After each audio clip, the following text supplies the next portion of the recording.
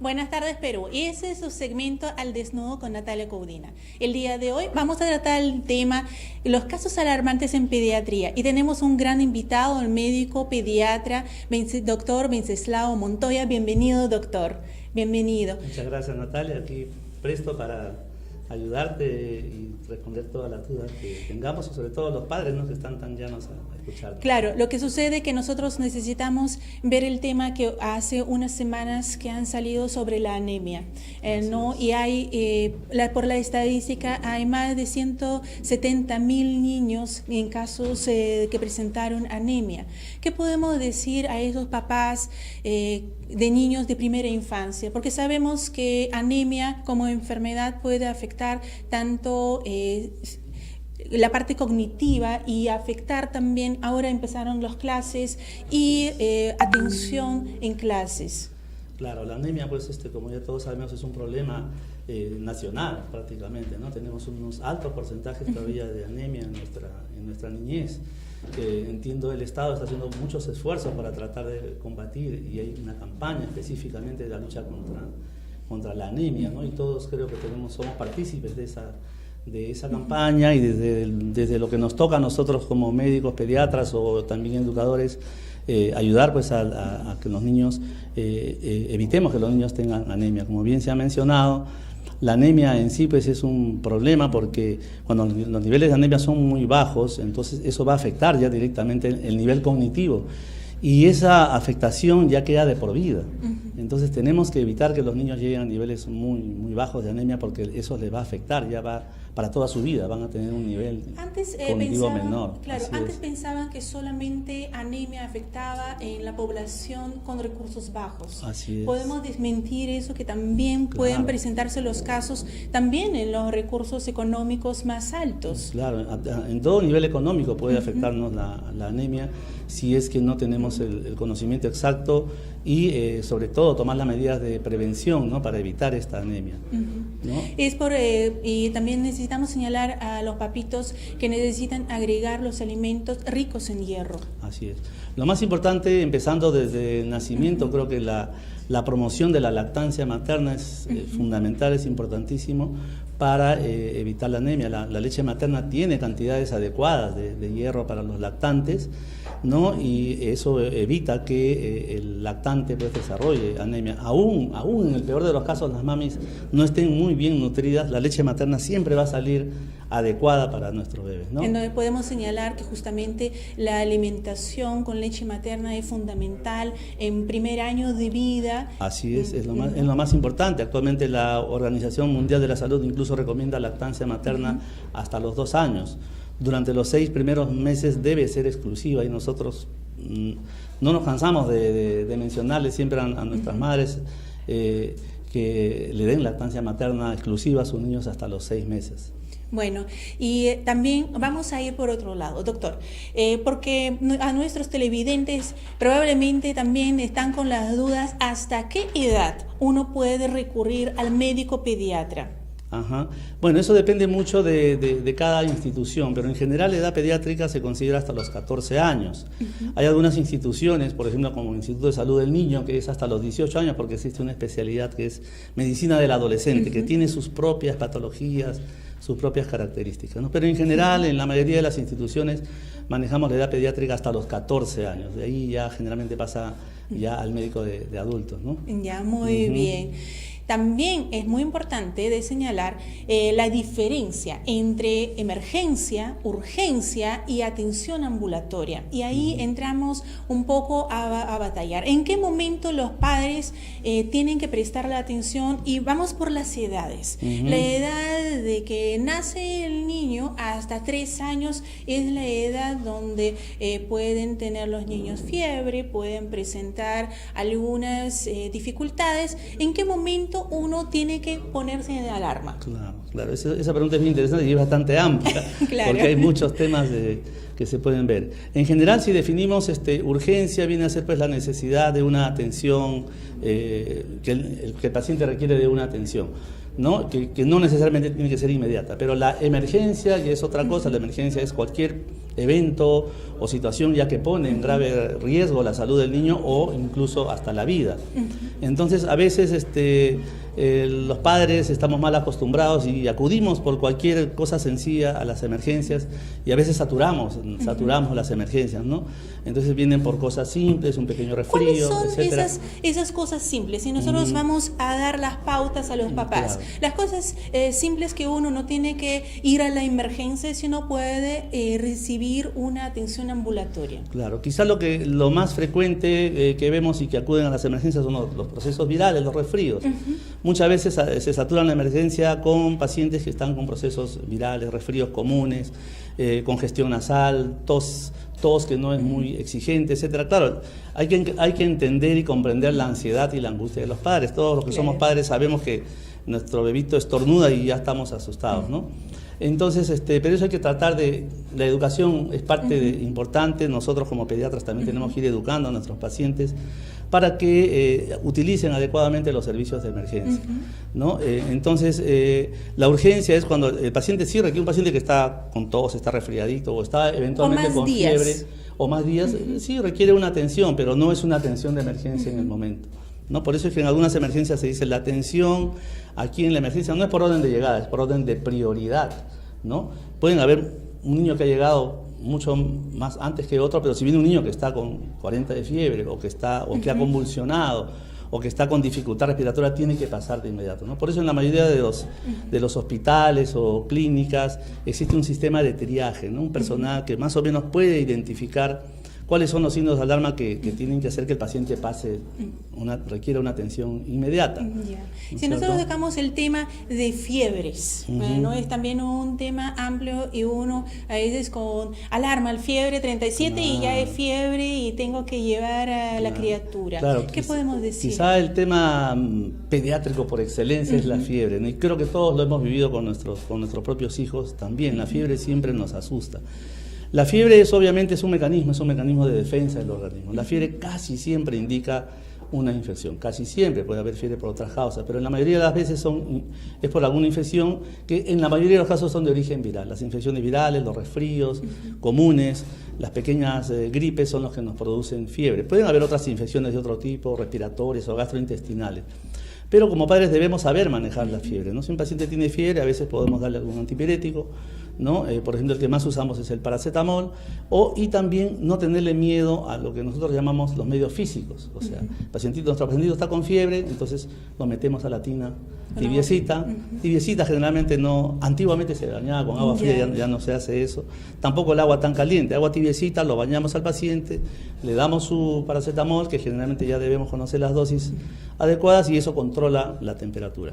Ahora, lógicamente, si un paciente está con fiebre, le damos su bañito, le damos su paracetamol, pero el paciente sigue con fiebre alta, 39,5, 40, probablemente sí tengamos que acudir a una atención, de repente no necesariamente de emergencia, pero sí una atención inmediata, ¿no? Puede ir a la consulta ambulatoria. En la consulta ambulatoria también las técnicas, las enfermeras chequean el paciente está con fiebre y a veces le dan prioridad y lo hacen pasar primero, ¿no? Entonces ya el médico evalúa qué tan importante o qué grado de fiebre tiene y qué tan rápido tenemos que controlar esa temperatura, ¿no? Ya, muy bien, doctor. Y ahora sí a los accidentes. Hablamos de los niños de 3 años que son más traviesos y puede llevar a la boca todo lo que ven, lo más mínimo, las monedas, los pedacitos del Lego, ¿no? Entonces, todo lo que puede llevar. Entonces, ¿qué es lo que hacer a los papás si notaron que su hijo ha metido a la boca a un pequeño dedo? Claro, los accidentes en el hogar son muchísimos, ¿no? Siempre se ha dicho que las habitaciones más peligrosas en la casa son la cocina y el baño, ¿no? Son los más peligrosos.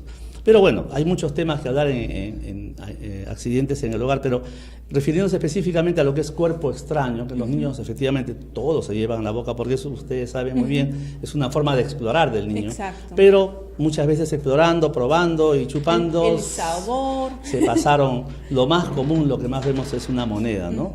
O sea, es un cuerpo extraño que se llama cuerpo extraño en el tubo digestivo, pero nosotros hemos tenido oportunidad de ver pues infinidad de objetos de los más variados. A ver, ¿cuáles son los objetos que los niños encuentran en la casa? Claro, lo más común son las monedas. Los otros son los juguetes pequeñitos, las bolitas, los juguetes que tienen, son de tamaños muy pequeños, estos rompecabezas, estos que usan los niños y que todos se llevan a la boca, ¿no? Yo he tenido oportunidad de ver cuerpos extraños de todo. El que más me sorprendió fue un gancho, esos de pelo, no, ganchos de cabello, pero no esos ganchitos, sino esos ganchos grandes, ¿no?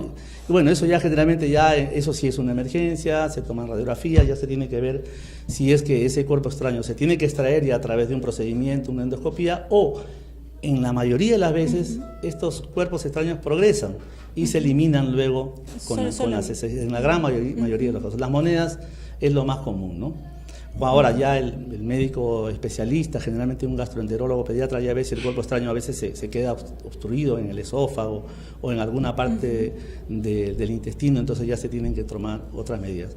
Algo que también sí es crítico, por ejemplo, es cuando, y que es muy común también, los niños ingieren estas pilas pequeñitas de los aparatos digitales, esas pilas de reloj o de los juguetes. Redondos, que parecen una moneda. Exactamente, eso sí es muy peligroso, porque eso sí se tiene que sacar de inmediato, no esperar a que se elimine, porque estas pilas sí eliminan sustancias radioactivas. No tanto radioactivas, sino metálicas o sustancias químicas que sí pueden afectar directamente a la salud, ¿no? Ya sea a la mucosa intestinal, gastrointestinal, o producir daño en el organismo, ¿no? Eso sí se tiene que sacar. Claro, y más bien decir a los papitos que cuando tienen a los niños, todos los objetos pequeños, llevar más allá de la altura del pequeño que no tiene el alcance. Claro. Porque si todo lo que va a ir encontrando en el piso, los juguetes que por lo general uno compra por mayor, ¿no? Y esas bolitas, siempre va a llevar por esa curiosidad a la boca,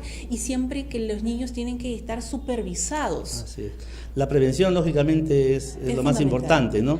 Algo que se veía mucho antes, ahora ya quizá menos, es la ingesta de querosene, por ejemplo, ¿no? Antiguamente se usaban mucho las cocinas a querosene y era muy común que tengamos el querosene almacenado en una botella de gaseosa, por ejemplo, ¿no? Entonces, obviamente, el querosene o tiene un color rojito o un color verdecito muy atractivo y el niño se lo tomaba. Entonces, eso es algo que veíamos con bastante frecuencia. Entonces, la prevención ahí es tremendamente importante. No, y por otro lado, no llevar tanto en los objetos que son para los niños reconocibles, en las botellas de gaseosa, de los jugos, otros que sea detergente, que sean los polvos extraños, que el niño por la necesidad de tomar algo va a ir ingiriendo todo lo que encuentra en el camino, ¿no? Entonces esa prevención es fundamental en el hogar. Así es. No es infrecuente que pongamos sustancias desinfectantes, o efectivamente, o jabón o detergentes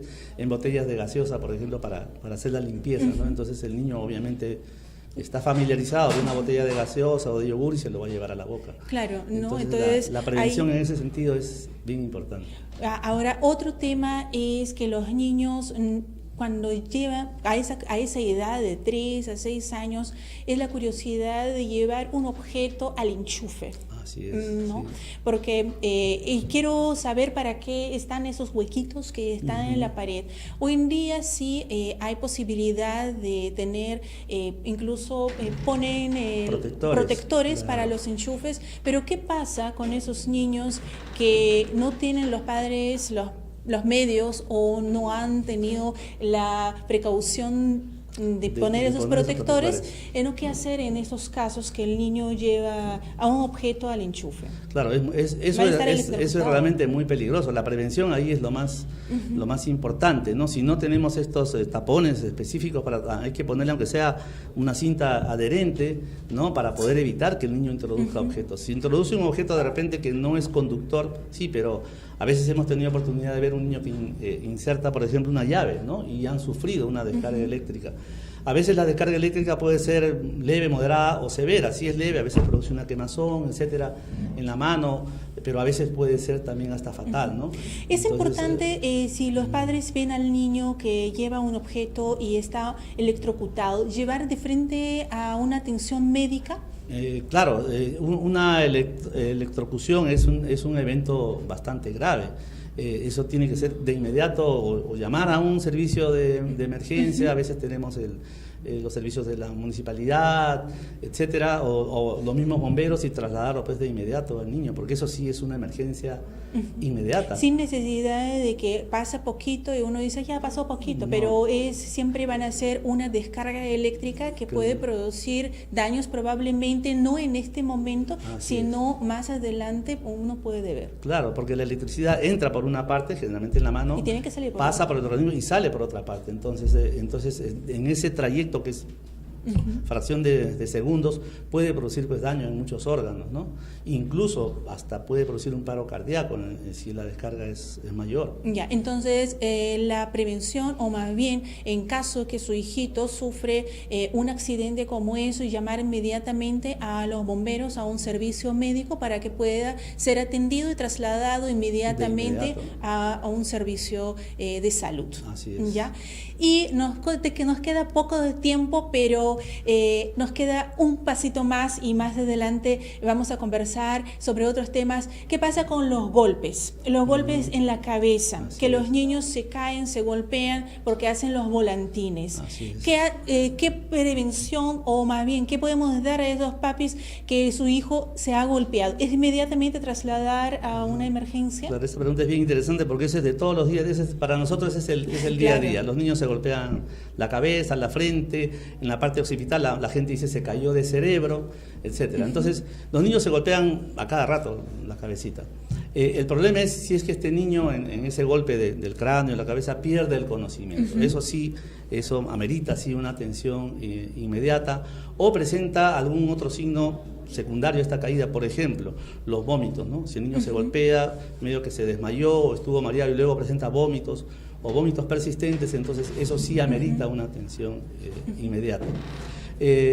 A veces nos traen niños a la consulta o a la emergencia que se cayó el día anterior y se golpeó la cabeza, pero el niño está jugando, está saltando, neurológicamente está 100%. Preguntamos lógicamente si es que el niño ha perdido el conocimiento, si vio algún signo neurológico. Si no pasó nada, probablemente no haya problema, pero los papás tenemos el temor y siempre nos dicen no, pero se ha golpeado la cabeza, de repente le va a quedar más adelante le va a aparecer un coágulo en el cerebro. Entonces vienen y en cierta medida te piden que le hagamos una tomografía, por ejemplo, o le tomemos una radiografía. Entonces, en esos casos, si nosotros evaluamos al niño y neurológicamente está bien, no amerita a veces tomar una radiografía, menos una tomografía, porque eso implica una radiación también bastante alta. Exacto. Cuando es necesario, lógicamente, tomar una tomografía tenemos que hacerla más bien, al contrario. Pero en estos casos más tenemos que tranquilizar a los padres, explicarles que el golpe ha sido solamente, como se dice eso, el golpe y nada más, ¿no? Ya. Muy bien, muchas gracias, doctor, por estar aquí con nosotros. A usted, Natalia, hoy día. por su invitación. Estoy muy contento de estar acá. No, y más bien hay temas mucho más para poder conversar y aclarar a los papis todos los temas que de su interés. En pediatría hay muchísimos temas. De repente esto ha sido pues una introducción bastante rápida de todos los temas, pero hay muchos temas que podemos conversar ir luego disgregando y dilucidando, ¿no? Ya, muchas gracias, doctor, muchas por gracias su nuevamente participación. por su invitación. Ya, y entonces nosotros regresamos como todos los lunes. El próximo lunes vamos a tratar el tema sobre violencia en el noviazgo, en el enamoramiento, un tema espectacular que vamos a tener un gran invitado, y nos vemos el próximo lunes en Buenas Tardes Perú, en su segmento Al Desnudo con Natalia Caudina.